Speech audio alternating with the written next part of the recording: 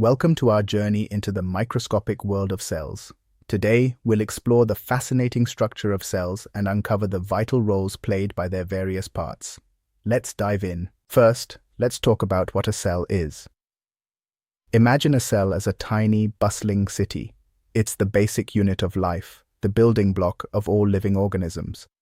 Whether you're looking at a plant, an animal, or even yourself, everything is made up of cells. Now let's zoom in and take a closer look at the cell's structure. We'll start with the outer layer known as the cell membrane. Think of it as the city's protective wall. The cell membrane controls what enters and exits the cell, maintaining a stable environment inside. Inside the cell, we find the cytoplasm, a jelly-like substance that fills the cell and holds everything in place. It's like the city's infrastructure, providing support and shape. At the heart of the cell, we have the nucleus. This is the control center, the city hall, if you will. The nucleus contains the cell's genetic material, DNA, which acts as a blueprint for all the cell's functions. Surrounding the nucleus are various organelles, each with a specific job. Let's meet some of them. First up, the mitochondria, often called the powerhouse of the cell. They generate energy by converting nutrients into ATP, the cell's energy currency. Think of them as the city's power plants. Next, we have the ribosomes. These tiny structures are the protein factories, assembling proteins that the cell needs to function and grow. They're like the city's manufacturing plants.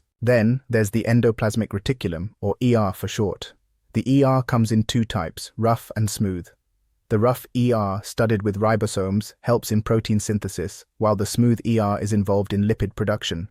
Together, they form the city's industrial zone. The Golgi apparatus is another crucial organelle. It modifies, sorts, and packages proteins and lipids for storage or transport out of the cell.